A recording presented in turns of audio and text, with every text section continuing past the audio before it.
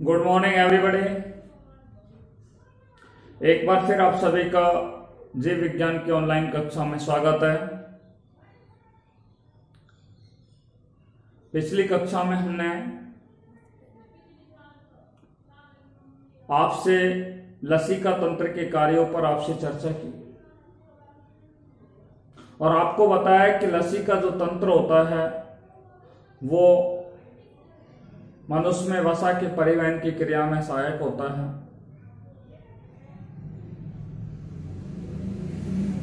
दूसरा हमने जो आपसे चर्चा की थी वो हमने आपसे हृदय और परिसंचरण से संबंधित रोगों पर आपसे चर्चा की। Disease related to heart and circulatory system, इन बिंदुओं पर हमने आपसे चर्चा की। तो कुछ बीमारियां, कुछ रोग, हृदय से संबंधित जो कुछ रोग थे वो शेष रह गए थे और आज हम उन शेष रोगों पर आपसे क्या करेंगे, चर्चा करेंगे। ठीक है, देखिए सबसे पहला जो रोग है, कल भी हम आपसे 3 रोगों के बारे में आपसे चर्चा कर चुके हैं। हाइपरटेंशन, ठीक है, heart failure, heart attack. Heart attack आपको हमने बताया जब मनुष्य के अंदर हृदय की धड़कन एकदम से अगर रुक जाए तो हार्ट अटैक या हृदय आघात रोग हो जाता है। और हार्ट फेलियर क्या होता है, मैंने आपको बताया था जब मनुष्य के अंदर अचानक से हृदय पेशियों के अंदर रक्त की आपूर्ति क्या हो जाती है, एकदम से अचानक से क्या हो जाती है, बंद हो जाती है, तो हार्ट फेलियर हो जाता है। आज जो हम आपसे चर्चा कर रहे हैं वो है हृदय शूल, जिसको हम बोलते हैं एंजाइना रोग। आइए बात करते हैं एंजाइना डिजीज के ऊपर।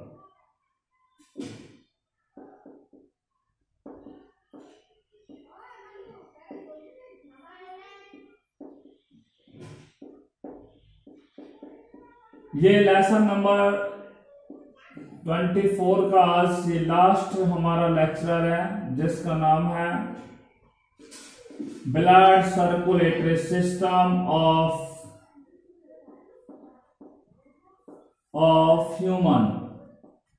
ये हमारा इस पार्ट का आज का अंतिम टॉपिक है। सॉरी, ये जो लेसन नंबर 24 है उसका आज लास्ट टॉपिक जिस पर आज हम आपसे बात करने जा रहे हैं, और वो है हमारा disease related to heart and circulatory system. Circulatory system ये आज का हमारा टॉपिक है। ठीक है, हृदय और परिसंचरण से संबंधित रोग, उन पे आपसे बात करने जा रहे हैं। और आज का जो पहला रोग है वो है हमारा एंजाइना डिजीज। एंजाइना, जिसको हिंदी में बोलते हैं हृदय शूल रोग। हृदय शूल रोग के ऊपर हम आपसे चर्चा करने जा रहे हैं। हमने आपको बताया था हृदय की जब संरचना आपको हमने पढ़ाई थी तो आपको बताया था कि हृदय की जो संरचना होती है, ठीक है, उस हृदय की संरचना के अंदर कितनी भित्तियां पाई जाती हैं, 3 भित्तियां पाई जाती हैं। ठीक है, सबसे बाहरी भित्ति को पेरिकार्डियम के नाम से जानते हैं। इसके बाद दूसरी वाली भित्ति को किस नाम से जाना जाता है, मायोकार्डियम के नाम से जाना जाता है। सबसे आंतरिक भित्ति होती है उसको किस नाम से जाना जाता है, एपिकार्डियम के नाम से जाना जाता है। Is it clear?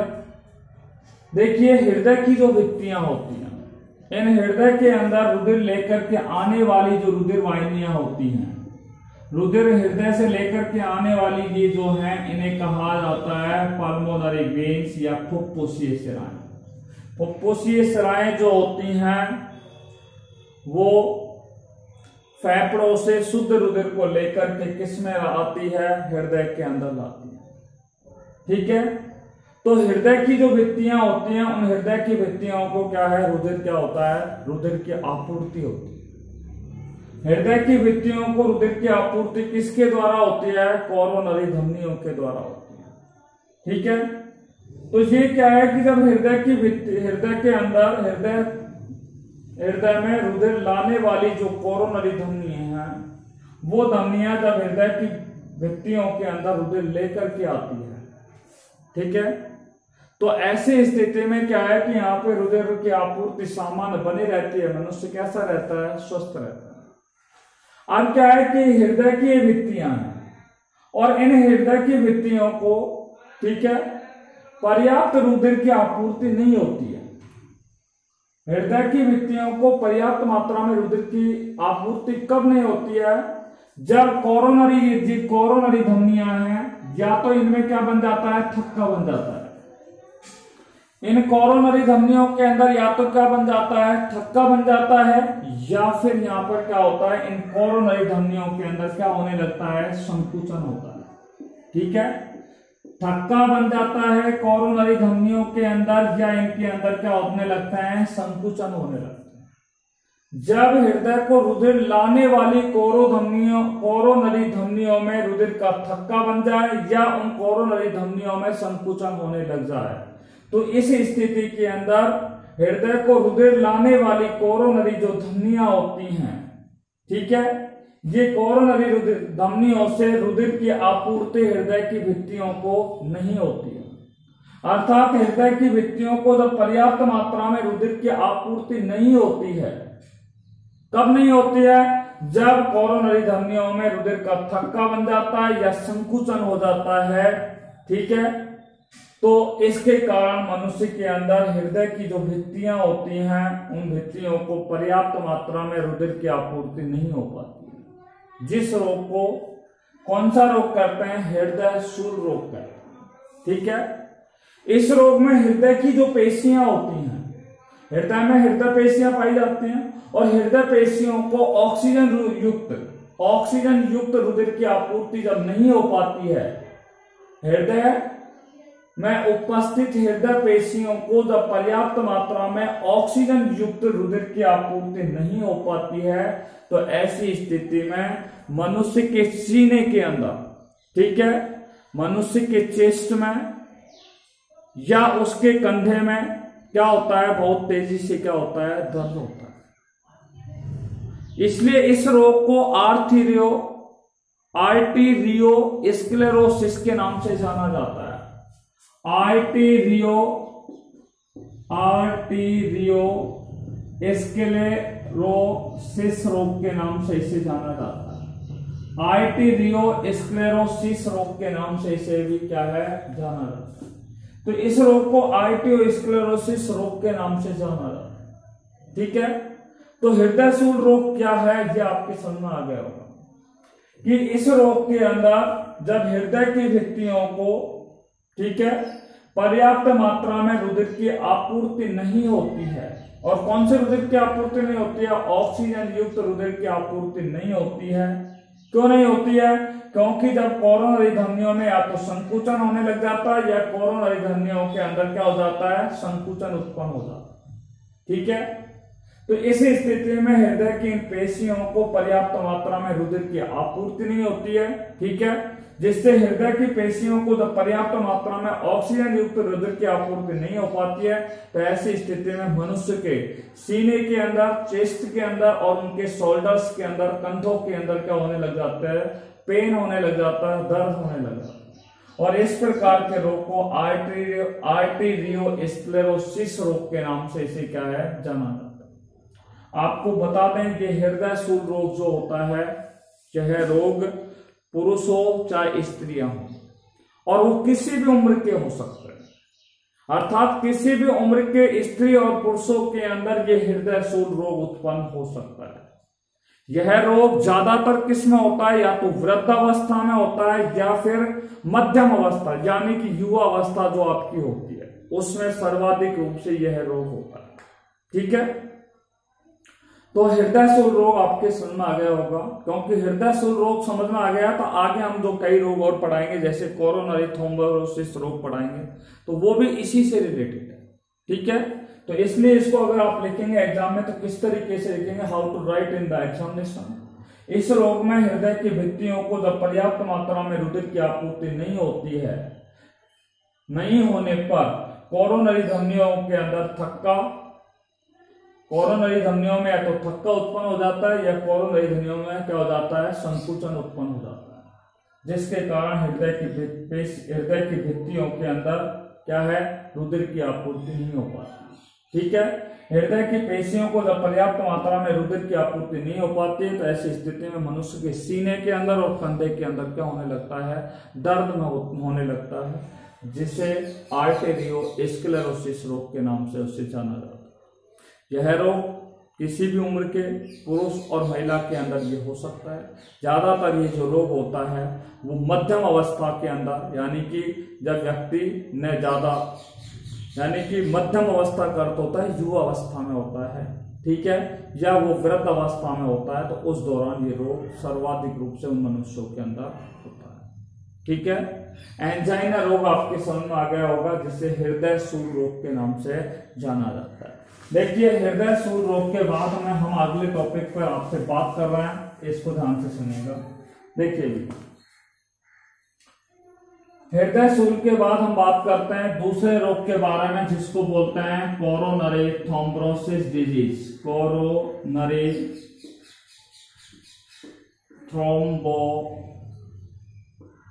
Thrombosis disease. Coronary thrombosis disease क्या है? What is the meaning of coronary thrombosis disease?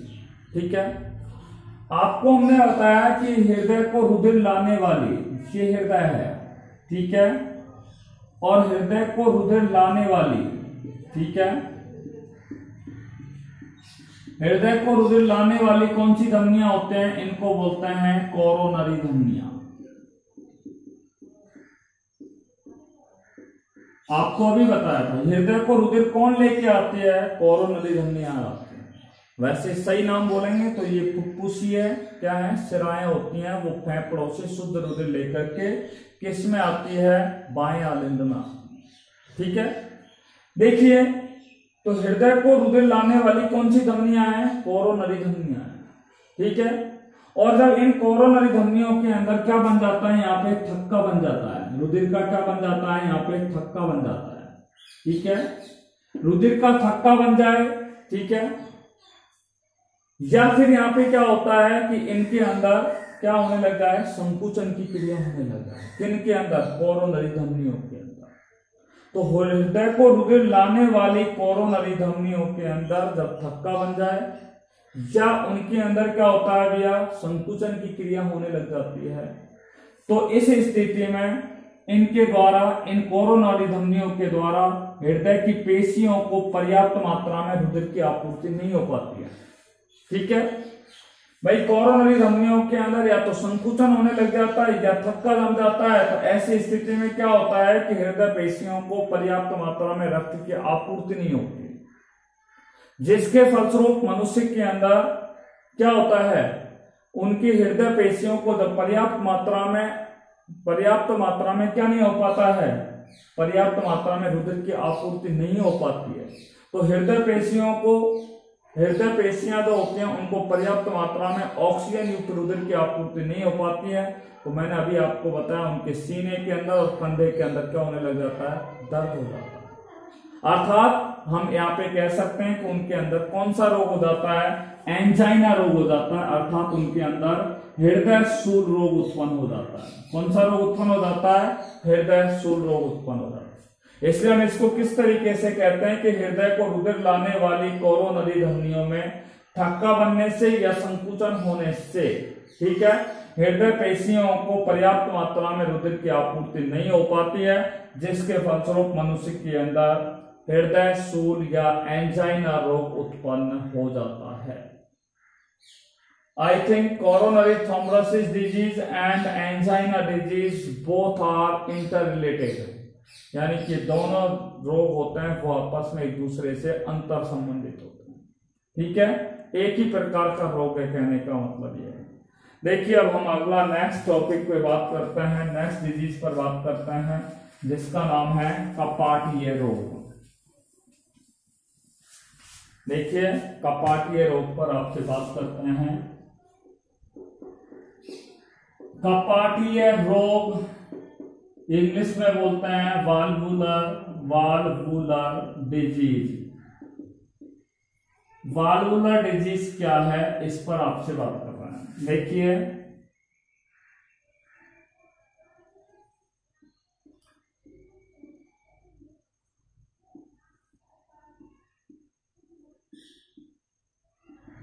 देखो भी, मनुष्य के अंदर आलिंद निलय कपाट पाया जाता है।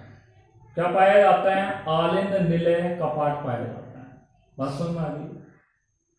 अब मनुष्य के हृदय में आलिंद निलय कपाटों को हम आपको बता चुके हैं कि इस दाएं आलिंद के अंदर, दाएं आलिंद यानी कि दाएं आलिंद और निलय के मध्य में जो कपाट पाए जाते हैं उन्हें हम कहते हैं ट्राइस क्यूपिसिड वाल्व के नाम से या त्रिवलन कपाट कहते हैं। इसी तरीके से लेफ्ट यानी कि बायां आलिंद और बायां निलय के मध्य में ये कपाट पाया जाता है, ये आलिंद निलय कपाट है। और बाएं आलिंद और बाएं निलय में जो कपाट पाया जाता है, इस कपाट को क्या कहा जाता है? बाइस क्यूपिसिड वाल्व, बाइस क्यूपिसिड वाल्व के नाम से इसे जाना जाता है, या इसे हिंदी में क्या बोलते हैं? द्विवलन कपाट कहते हैं। कौन से कपाट कहते हैं? द्विवलन कपाट। इसलिए हम कह सकते हैं मनुष्य के अंदर आलिंद निलय कपाट पाए जाते हैं। आलिंद निलय कपाट का मतलब उनमें द्विवलन कपाट, और कौन सा कपाट पाया जाता है? त्रिवलन कपाट उनके अंदर क्या है? पाया जाता है। देखिए, मनुष्य में द्विवलन कपाट और त्रिवलन कपाट जब पाए जाते हैं तो ये कपाट जो होते हैं, ठीक है, जब ये रोग मनुष्यों के अंदर होता है तो ये कपाट होते हैं या वाल्व होते हैं, ये ठीक प्रकार से कार्य नहीं करते हैं। ये वाल्व जो होते हैं या कपाट होते हैं वो ठीक प्रकार से क्या नहीं कर पाते हैं? काम नहीं कर पाते हैं। ठीक है, यानी कि 22 क्यूपिड वाल्व और 23 क्यूपिड वाल्व जब ठीक प्रकार से काम कैसे नहीं कर पाते हैं वो बताता हूं। देखो, ये वाल्व बंद होते हैं और खुलते हैं। ठीक है, आपको हमने बताया कि निलय जब संकुचन होता है तो ये क्या हो जाता है? बंद हो जाता है, और निलय जब अनुशीतलन होता है तो ये क्या हो जाता है? खुल जाता है। बताया आपको हमने हृदय चक्र के अंदर। निलय जब प्रकुंचन होता है तो ये क्या हो जाता है? बंद हो जाता है, और निलय अनुशीतलित अवस्था में आते हैं तो ये क्या हो जाता है? खुल जाता है। वो प्रोसीजर हम आपको कार्डियक साइकिल में बता चुके हैं। तो यहाँ पे क्या है कि जब द्विवलन और त्रिवलन कपाट में ये ठीक प्रकार से खुलेंगे और बंद नहीं होंगे तो मान लीजिए रुधिर है वो इधर से आलिंद से किस में जाएगा? निलय में जाएगा। कई बार वापस इसमें चला जाएगा, निलय से वापस किस में चला जाएगा? आलिंद में चला जाएगा। अर्थात यहाँ पे कपाट क्या है? ठीक प्रकार से कार्य नहीं करते हैं, जिससे रुधिर क्या है? विपरीत दिशा में जा सकता है। हमने आपको बताया कि आलिंद से रुधिर निलय में जाता है, परंतु निलय से वापस आलिंद में नहीं जाता है। परंतु यहाँ पे क्या होगा? जब ये द्विवलन और त्रिवलन कपाट ठीक प्रकार से जब काम नहीं करेंगे तो रुधिर क्या होगा कि रुधिर जो होगा वो निलय से आलिंद में चला जाएगा। ठीक है, जबकि आलिंद से निलय में जाता है। ये आप अच्छी तरीके से जानते हो। रुधिर का प्रवाह आलिंद से किस ओर होता है? निलय की ओर होता है। परंतु इस स्थिति में द्विवलन और त्रिवलन जब ठीक प्रकार से काम नहीं करते हैं तो इस स्थिति में रक्त जो होता है, ब्लड जो होता है वो किस ओर चला जाता है? विपरीत दिशा में चला जाता है। जिससे कई बार क्या होता है, एक और बता देता हूं मैं यहाँ पर, कई बार क्या होता है कि जो आलिंद द्विवलन कपाट और त्रिवलन कपाट जब यहाँ पे रुधिरों का प्रवाह विपरीत दिशा में होने लगता है तो इस स्थिति में अशुद्ध और शुद्ध यानी कि डीऑक्सीजनेटेड और ऑक्सीजनेटेड ब्लड, प्योर ब्लड और इम्प्योर ब्लड, ये दोनों आपस में क्या हो जाता है? मिश्रित हो जाता है। ठीक है, प्योर ब्लड और इम्प्योर ब्लड दोनों कैसे हो जाते हैं? मिश्रित हो जाते हैं, मिक्सअप हो जाते हैं। ठीक है, जिस रोग को मैंने आपको पहले बताया था, यहां पर एक छिद्र पाया जाता है भ्रूणीय अवस्था के अंदर, जिससे कौन सा रोग होता है? फॉरमैन, मैंने आपको बोला फोसा ओवेलिस के नाम से जानता है, जिसको हमने बिल्यू बेबी रोग के नाम से भी आपको बताया था। परंतु वो क्या है? छोटे बच्चों के अंदर होता है, शिशु अवस्था के अंदर होता है या भ्रूणीय अवस्था में होता है, जब ये छिद्र पूरी तरीके से भर नहीं पाता, ये खांच या गड्ढा भर नहीं पाता है। वो हम आपको पहले बता चुके हैं। तो यहाँ पर क्या है? कपाटीय रोग के अंदर क्या होता है कि मनुष्य के अंदर, मनुष्य के हृदय के अंदर क्या पाए जाते हैं? आलिंद निलय कपाट पाए जाते हैं। जब ये कपाट ठीक प्रकार से काम नहीं करते हैं तो रक्त जो होता है वो कहां चला जाता है? विपरीत दिशा के अंदर चला जाता है। और जब रक्त विपरीत दिशा में चला जाता है तो इस स्थिति के अंदर क्या होता है कि शुद्ध और अशुद्ध रुधिर जो होता है, ऑक्सीजनेटेड ब्लड और डीऑक्सीजनेटेड ब्लड, दोनों आपस में क्या हो जाते हैं, मिश्रित हो जाते हैं, और इस प्रकार के रोग को क्या कहा जाता है, कपाटीय रोग कहा जाता है। इस रोग को क्या कहा जाता है, कपाटीय रोग कहा जाता है। ठीक है, तो इस रोग को कपाटीय रोग हम लोग कह सकते हैं। देखिए इस तरीके से अब तक हम 3 डिजीज पर आपसे बात कर चुके हैं, हृदय सूल रोग, कोरोनरी थ्रोम्बोसिस डिजीज, और तीसरा होता है वाल्वुलर डिजीज, जिसको कपाटीय रोग के नाम से जानते हैं। अगला जो रोग है जिस पर हम आपसे बात करने जा रहे हैं, और उस रोग का नाम है मायोकार्डियल इन्फ्रैक्शन। ये चौथी बीमारी का नाम है, चौथा जो रोग है, 4th डिजीज पर हम बात करते हैं, मायोकार्डियल इन्फ्रैक्शन। ठीक है, हिंदी में भी इसको मायोकार्डियल इन्फ्रैक्शन कहेंगे, और इंग्लिश में मैंने आपको लिख दिया है, इस तरीके से लिख रहे हैं, मायोकार्डियल इन्फ्रैक्शन। ठीक है, देखिए मायोकार्डियल इन्फ्रैक्शन डिजीज क्या है, अब आपको बता दूं। मायोकार्डियल इन्फ्रैक्शन रोग को हार्ट अटैक रोग भी कहते हैं। इस रोग को किस नाम से जाना जाता है, हृदय आघात रोग के नाम से भी इसे जाना जाता है, इंग्लिश में इसे बोलते हैं हार्ट अटैक। ठीक है, myocardial infection disease is nothing but heart attack disease. ठीक है, मायोकार्डियल इन्फेक्शन जो रोग होता है उससे हृदय आघात रोग भी क्या है, इसे कहा जाता है। ठीक है, अब इस रोग में क्या होता है, आप ध्यान से सुनिए। मैंने आपको बताया कि हृदय जो होता है इसको रुधिर लाने वाली, हृदय को रुधिर लाने वाली जो धमनियां होती हैं, हृदय को रुधिर लाने वाली धमनियां होती हैं, उन्हें कोरोनरी धमनी कहते हैं। कौन सी धमनी कहते हैं, कोरोनरी धमनी। वैसे मैं आपको बता दूं कि फेफड़ों से शुद्ध रुधिर लेकर के आने वाली जो धमनियां होती हैं, वो रुधिर वाहिनियां होती हैं, उन्हें फुफ्फुसीय स्राव के नाम से उन्हें क्या है, जाना जाता है। तो यहां पर क्या है कि जो हृदय है, हृदय को रुधिर लाने वाली जो धमनियां होती हैं, ठीक है, हृदय को रुधिर लाने वाली जो धमनियां होती हैं, ठीक है, उन धमनियों को कौन सी धमनी कहते हैं, कोरोनरी धमनी कहते हैं। ठीक है, अब यहाँ पे कोरोनरी धमनियों के अंदर क्या होने लग जाता है, संकुचन होने लग जाएगा। कोरोनरी धमनियों में क्या होने लगता है, संकुचन होने लग जाता है। जो मैंने हृदय सूल रोग और कोरोनरी थ्रोम्बोसिस डिजीज में आपको बताया, वही बातें हम यहाँ पे हार्ट अटैक में बात कर रहे हैं।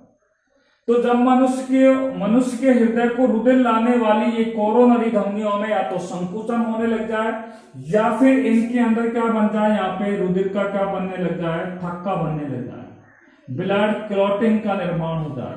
किनमें रुधिर ब्लड क्लॉटिंग का निर्माण कहां हो जाए, कोरोनरी आर्टरीज के अंदर, कोरोनरी धमनियों के अंदर। ठीक है, तो आपको हमने बताया कि मानव के हृदय में रुधिर लाने वाली कोरोनरी धमनियों में जब संकुचन होने लगे, या यहाँ पर रुधिर का क्या बन जाए, थक्का बन जाए, तो ऐसी स्थिति में क्या होगा कि ये हृदय पेशियां जो होती है, हृदय में उपस्थित हृदय पेशियों में रक्त की आपूर्ति नहीं हो पाती है। हृदय के अंदर उपस्थित हृदय पेशियों में रुधिर की आपूर्ति नहीं हो पाती है, और रुधिर के पेशियों में यानी कि हृदय पेशियों में जब रुधिर की आपूर्ति नहीं हो पाती है, तो ऐसी स्थिति में हृदय जो पेशियां होती हैं, ठीक है, हार्ट मसल्स होती हैं, हृदय पेशियां जो होती हैं वो क्षतिग्रस्त हो जाती हैं, और हृदय पेशियां जब क्षतिग्रस्त हो जाती हैं तो मनुष्य की क्या हो जाती है, मृत्यु हो जाती है, जिससे हार्ट अटैक कहा जाता है, हृदय आघात कहा जाता है। बात समझ आ गई, जिसे मायोकार्डियल इन्फ्रैक्शन भी हम कह सकते हैं। मायोकार्डियल इन्फेक्शन को ही हार्ट अटैक रोग कहा जाता है। हार्ट अटैक रोग में मैंने आपको बताया कि हृदय को रुधिर लाने वाली कोरोनरी जो धमनियां होती हैं, ठीक है, उनमें जब संकुचन या थक्के का निर्माण जब हो जाता है, तो ऐसे स्थिति में हृदय में रुधिर की आपूर्ति नहीं हो पाती है, हृदय की पेशियों को रुधिर की आपूर्ति नहीं हो पाती है, जिसके कारण हृदय में उपस्थित हृदय पेशियां क्षतिग्रस्त हो जाती हैं, और हृदय पेशियां जब क्षतिग्रस्त हो जाती है तो इस स्थिति में मनुष्य की क्या हो जाती है, मृत्यु हो जाती है। इस प्रकार के रोग को मायोकार्डियल इन्फेक्शन डिजीज या उससे हार्ट अटैक डिजीज भी हम लोग कह सकते हैं। देखिए, just now we have studied about 4 more disease. First one is angina, second one is coronary thrombosis, third one is myocardial infection, and fourth one is valvular disease, कपाटीय रोग। Next disease पर जो हम आपसे चर्चा करने जा रहे हैं वो है हार्ट ब्लॉकेज। ठीक है, हृदय अवरोध की बीमारी पर आपसे बात करने जा रहे हैं। हृदय अवरोध, हृदय अवरोध ये 5वीं बीमारी है। हृदय अवरोध जिसको बोलते हैं हार्ट ब्लॉकेज। ठीक है, हार्ट ब्लॉकेज पे हम बात कर रहे हैं। देखिए, हार्ट ब्लॉकेज क्या है। ठीक है, मैं आपको पहले बता चुका हूं, फिर एक बार आपसे फिर बात करता हूं। हृदय अवरोध बीमारी पर बात कर रहे हैं। ठीक है, देखिए, हमने आपको डायग्राम बनाया था इस तरीके का। एक बार फिर हम आपको उस डायग्राम को ले चल रहे हैं। ठीक है,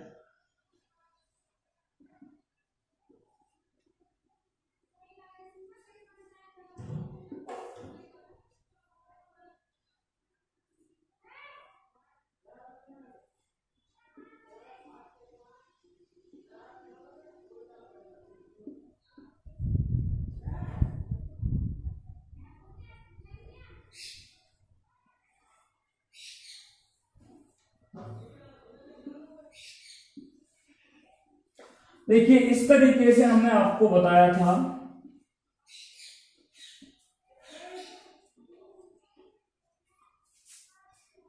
हम बात करते हैं हृदय अवरोधों के बारे में। तो मानव का ये निलय है, ये आलिंद है। ये आलिंद वाला भाग होता है। ये क्या है? आलिंद वाले भाग है। ये कौन सा भाग है? निलय वाला भाग है। बात समझ में आ रही है? हमने आपको बताया कि निलय वाला जो भाग होता है उसमें क्या पाए जाते हैं? हिस बंडल पाए जाते हैं। कहां पर क्या पाया जाता है? मनुष्य के हृदय में हिस बंडल पाए जाते हैं। और हिस बंडल जब ठीक प्रकार से कार्य नहीं करता, हिस बंडल जो होते हैं, मैंने आपको बताया यहां से। ठीक है, आपको हमने यहां पर बताया था चालन तंत्र के बारे में, यहां पर कि हृदय के अंदर किस तरीके से संकुचन उत्पन्न होता है। साइनो ऑरिकुलर नोड में बताया था कि यहाँ पे आवेग उत्पन्न होते हैं, क्योंकि यहाँ पे स्व उत्तेजनशीलता की क्या पाई जाती है? क्षमता पाई जाती है। फिर आपको हमने बताया कि ये किसमें आते हैं? अंतर परसंधियों पर आते हैं। अंतर परसंधियों से आवेग किनके द्वारा ग्रहण कर लिए जाते हैं? अंतर परसंधियों के आधारीय स्थल पर उपस्थित एवीएन होते हैं। आलिंद, निलय, ठीक है, परसंधि, जिसको एवीएन हमने आपसे कहा। एवीएन जो होता है वो आगे 2 भागों में बढ़ जाता है। ठीक है, और ये 2 भागों में बढ़ करके इसे क्या कहा जाता है? हिस बंडल कहते हैं। ये हिस बंडल किसके अंदर है? निलय के अंदर चारों ओर क्या होता है? फैल जाता है। और हिस बंडल से मैंने आपको बताया एक सूक्ष्म तंतुनुमा संरचना निकलती है, जिन्हें परकुंजे तंतुओं के नाम से उसे जाना जाता है। ये हमने आपको एक संक्षिप्त में आपको केवल रिकॉल कराया। ठीक है, याद दिलाया आपको कि हम ये आपको बता चुके हैं। तो आपको बता रहे हैं मनुष्य के अंदर ये क्या पाए जाते हैं? मनुष्य के निलय के अंदर ये क्या पाए जाते हैं? हिस बंडल पाए जाते हैं। और जब हिस बंडल हिज भी लिखेंगे आपको, इसको हिज लिख सकते हैं। हिज, वैसे इंग्लिश में हिज बंडल। मनुष्य में जब ये हिज बंडल जो होते हैं वो ठीक प्रकार से क्या नहीं कर पाते हैं? कार्य नहीं कर पाते। ठीक है, जिससे क्या है? साइनो ऑरिकुलर नोड मैंने आपको बताया। साइनो ऑरिकुलर नोड कहां पर पाई जाती है? ऊर्ध्व महाशिरा जो जहां पे खुल, यानी कि ऊर्ध्व महाशिरा जो छिद्र होता है, यहां पर इसके समीप क्या है? ये साइनो ऑरिकुलर नोड जो होती है, एक घुंडीनुमा संरचना होती है, ये पाई जाती है। ठीक है, तो ये ऐसे हैं जिसको बोलते हैं कोटा आलिंद पर्व संधि के नाम से जानते हैं, साइनो ऑरिकुलर नोड के नाम से। ये हृदय की गति निर्धारक के रूप में भी कार्य करता है, जिसे पेस मेकर भी कहते हैं। इसे हृदय का हृदय भी कहा जाता है, इसे हृदय का मस्तिष्क भी कहा जाता है। ऐसे मैंने आपको यहाँ पे बताया था। ठीक है, तो जब मनुष्य के हृदय में उपस्थित हिस बंडल ठीक प्रकार से कार्य नहीं कर पाते हैं तो क्या होता है कि ये साइनो ऑरिकुलर जो नोड होते हैं उनसे जो उत्पन्न, साइनो ऑरिकुलर नोड से क्या उत्पन्न होते हैं, सक्रिय विभव उत्पन्न होता है। सक्रिय विभव न बोले तो उन्हें आवेग कह सकते हैं। तो ऐसे साइनो ऑरिकुलर नोड या कोटा आलिंद पाव संधि से जो सक्रिय विभव या आवेग उत्पन्न होते हैं वो आवेग क्या है, निलयों तक नहीं पहुंच पाते हैं।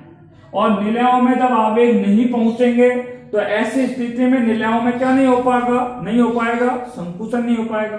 और जब निलय की भित्ति में संकुचन नहीं हो पाएगा तो ऐसी स्थिति में निलय क्या नहीं कर पाएंगे, निलय गति नहीं कर पाएंगे।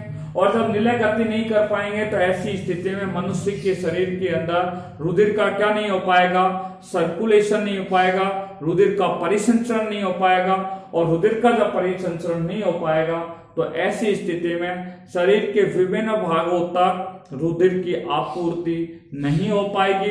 जब शरीर के विभिन्न अंगों तक या विभिन्न भागों तक रुधिर की आपूर्ति नहीं हो पाएगी तो ऐसी स्थिति में वो शरीर के अंग या भाग जो है वो कार्य करना बंद कर देते हैं, जिससे मनुष्य की क्या हो जाती है, मृत्यु हो जाती है। इसे कहा जाता है हार्ट ब्लॉक, ठीक है, हृदय अवरोध के नाम से इसे जाना जाता है। ठीक है, हृदय अवरोध को एक बार फिर मैं आपको बता रहा हूं कि मनुष्य के हृदय में क्या पाए जाते हैं, हिस बंडल पाए जाते हैं। जब साइनो ऑरिकुलर नोड से उत्पन्न आवेग निलयों तक नहीं पहुंच पाते हैं, जब निलयों तक नहीं पहुंच पाते हैं, ठीक है, तो क्या होता है, निलयों में संकुचन नहीं होता है। निलयों में संकुचन नहीं होता है तो निलयों में गति नहीं हो पाती है। निलयों में जब गति नहीं हो पाती है तो रुधिर का जो परिसंचरण होता है वो शरीर के विभिन्न भागों तक या अंगों तक नहीं हो पाता है, जिससे मनुष्य के वो शरीर के अंग या जो भाग होते हैं वो कार्य करना बंद कर देते हैं, जिसके फलस्वरूप मनुष्य की क्या हो जाती है, मृत्यु हो जाती है। इसे कहा जाता है हार्ट ब्लॉक के नाम से इसे जाना जाता है। ठीक है, हृदय अवरोध रोग के नाम से इन्हें क्या है, जाना जाता है। नेक्स्ट जो डिजीज है उस पर हम बात करते हैं, ध्यान से सुनिए।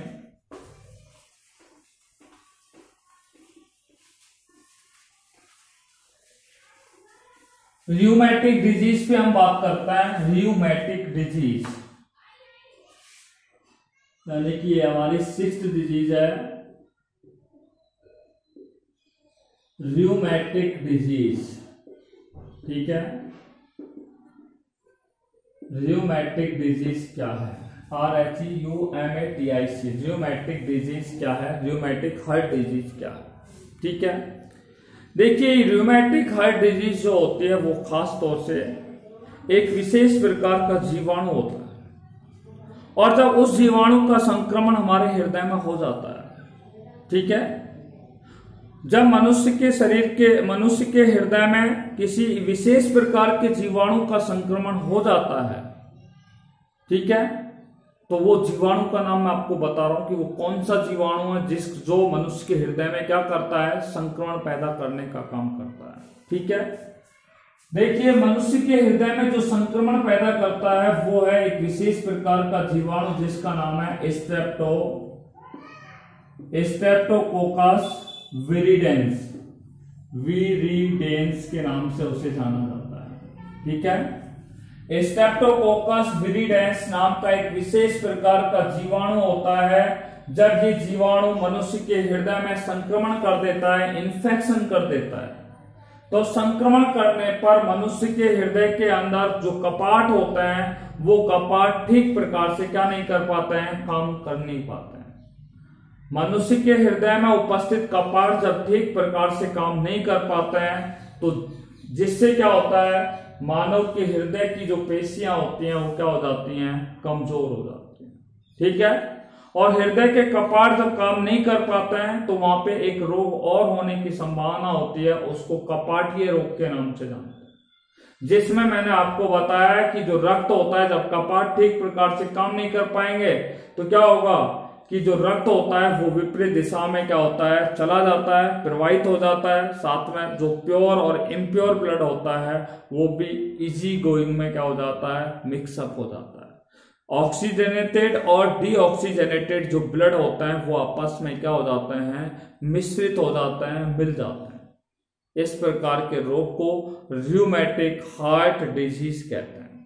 ठीक है, अर्थात यह रोग मनुष्य के स्ट्रेप्टोकोकस जीवाणु के, मनुष्य के हृदय में जब स्ट्रेप्टोकोकस जीवाणु का क्या हो जाता है, संक्रमण हो जाता है, और इस रोग का संक्रमण होने पर मनुष्य के हृदय में उपस्थित जो कपाट होते हैं, वाल्व होते हैं, वो ठीक प्रकार से काम नहीं कर पाते हैं, जिससे हृदय पेशियां क्या हो जाती हैं, कमजोर हो जाती है।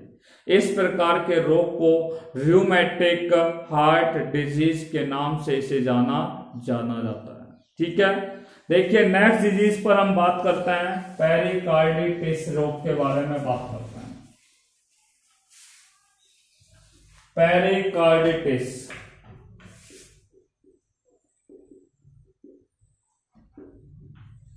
देखिए पेरिकार्डिटिस रोग है ये, पेरिकार्डिटिस रोग पे बात कर रहे हैं। ठीक है, पेरिकार्डिटिस रोग क्या है? मैंने आपको बताया कि मानव के हृदय के अंदर क्या है, भित्तियां पाई जाती हैं। ठीक है, यहां पर हृदय के अंदर पेरिकार्डियम एक भित्ति पाई जाती है, पेरिकार्डियम। दूसरी मैंने आपको एक और बताई थी जो आंतरिक भित्ति है, जिसको एपिकार्डियम के नाम से जाना जाता है। ठीक है, तो पेरिकार्डिटिस रोग के अंदर किस तरीके से रोग होता है? ये रोग भी क्या होता है, एक जीवाणु के संक्रमण से होता है। पेरिकार्डिटिस रोग किसके कारण होता है? एक जीवाणु के संक्रमण से होता है। ठीक है, जीवाणुओं के संक्रमण से होता है। खास तौर से स्ट्रेप्टोकोकस जीवाणु की जातियां होती हैं, स्पीशीज होती हैं, वही हृदय के अंदर क्या करती है, संक्रमण पैदा करने का कार्य करती है। और मानव के ये पेरिकार्डियम जो है, ठीक है, पेरिकार्डियम जो भाग होता है इसमें सूजन पैदा कर देते हैं, यानी कि ये जीवाणु का जब संक्रमण हो जाता है तो हृदय की जो भित्ति होती है जिसको पेरिकार्डियम कहते हैं, और पेरिकार्डियम और एपिकार्डियम के मध्य में एक द्रव भरा होता है जिसे पेरिकार्डियम फ्लड के नाम से क्या है, जाना जाता है। ठीक है, तो यहां पर क्या है कि पेरिकार्डियम की जो भित्ति होती है इसमें क्या आ जाती है, सूजन आ जाती है। किसके कारण आती है? जीवाणुओं के संक्रमण के कारण। जब हृदय की भित्ति पेरिकार्डियम भित्ति में जीवाणुओं का संक्रमण हो जाता है तो पेरिकार्डियल जो भित्ति होती है उस भित्ति में सूजन आ जाता है। जब सूजन किसी चीज में आएगा तो उसके आकार में क्या हो जाती है, वृद्धि हो जाती है। ठीक है, जब वृद्धि होती है तो उस पर दाब भी होता है, महसूस होता है। देखो, जब आपको एपिस इंडिका मधुमक्खी खा जाती है, एपिस इंडिका मधुमक्खी जब डंक मार जाती है तो डंक मारने पर वहां पर क्या है, आपकी कोशिकाओं के अंदर क्या होती है, एकदम से डिवीजन होता है, वो कोशिकाएं बढ़ती जाती है। तो आपके शरीर में जहां भी जिस भाग पर खाया है मधुमक्खी ने, डंक लगाया है, वो भाग क्या हो जाता है, उसमें सूजन आ जाती है। तो उसका आकार, उस भाग का आकार बढ़ा कि नहीं बढ़ा, साथ में वहां पे दबाव सा बना रहेगा आपको। ठीक है, आंख पे खाया है उन लोगों को बहुत अच्छी तरीके से मालूम है, जिन मनुष्यों के आंख के आसपास मधुमक्खी डंक लगा देती है, एपिस इंडिका लगा देती है, तो उन लोगों को पता है आंख पर कितना दबाव लगता है, वो तो आंख खोल नहीं पाते हैं, आंख का आकार क्या हो जाता है, बढ़ जाता है, सूज जाता है वहां पे। तो ऐसे ही क्या है कि जब जीवाणुओं का संक्रमण हृदय की पेरिकार्डियम भित्ति पर हो जाता है तो पेरिकार्डियल जो भित्ति होती है उसमें क्या आ जाता है, सूजन आ जाता है। सूजन आता है तो हृदय के आकार में क्या हो जाती है, वृद्धि हो जाती है। साथ में इसके ऊपर क्या है, दबाव भी क्या होता है, महसूस होता है। ठीक है, अर्थात हृदय के ऊपर एक विशेष प्रकार का दबाव जो है वो बना रहता है, जो मनुष्य के लिए बहुत अधिक क्या होता है, घातक होता है। ठीक है, बहुत अधिक नुकसानदायक होता है, बहुत अधिक हानिकारक होता है। तो पेरिकार्डिटिस डिजीज आपके सुनना आ गया होगा। पहले एक बार फिर रिपीट कर रहा हूं कि जब मनुष्य के शरीर में जीवाणुओं का संक्रमण हो जाता है, किसी भी जीवाणु का संक्रमण हो जाता है तो पेरिकार्डियल जो भित्ति होती है इसमें सूजन आ जाती है। सूजन आने के कारण इनके हृदय के आकार में वृद्धि और दबाव उत्पन्न हो जाता है, जो मानव के शरीर के लिए बहुत अधिक कैसा होता है, नुकसानदायक, घातक या हानिकारक होता है। ठीक है, एक ही बात है। और सबसे अंतिम रोग के बारे में जो मैं बात कर रहा हूं ध्यान से सुनिएगा, और वो है निलय तंतुकता। ठीक है, निलय तंतुकता रोग पर हम आपसे बात कर रहे हैं। देखिए, ये इस पाठ का अंतिम जो है हृदय रोग है, और इसी के साथ निलय तंतुकता, जिसको बोलते हैं वेंट्रिकुलर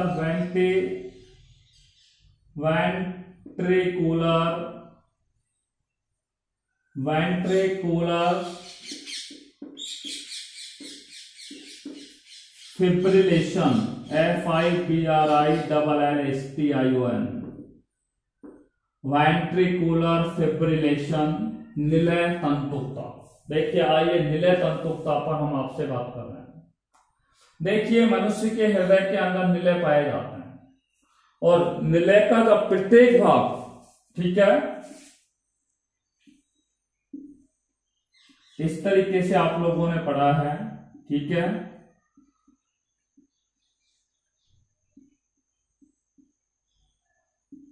ये निलय का जो प्रत्येक भाग होता है, ठीक है, अर्थात जो प्रत्येक भाग या निलय का प्रत्येक जो तंतु होता है, ठीक है, निलय के प्रत्येक भाग में संकुचन, निलय का प्रत्येक भाग क्या करता है? संकुचन की क्रिया का।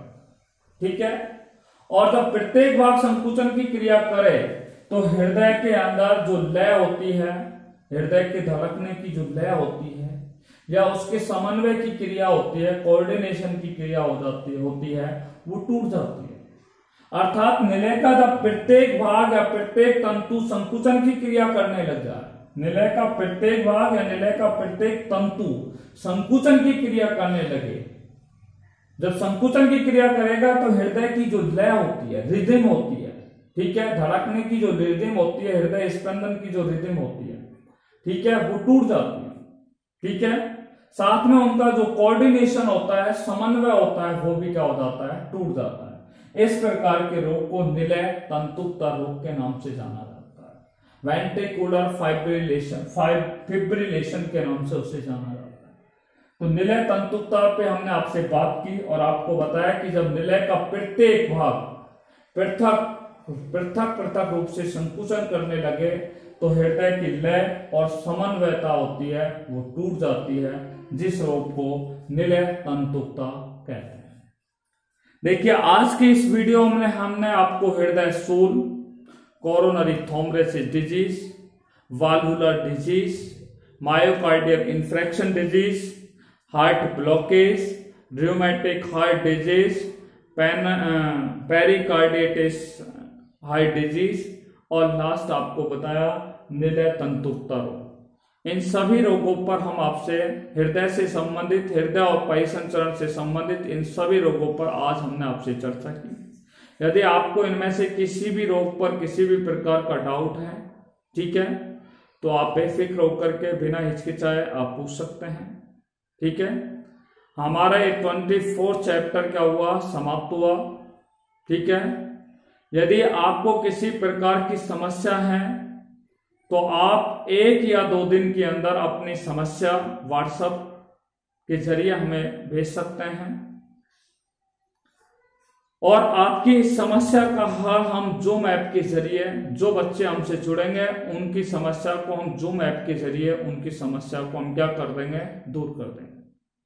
Till then, take care bye corona, be safe, be happy at your home. Thank you very much.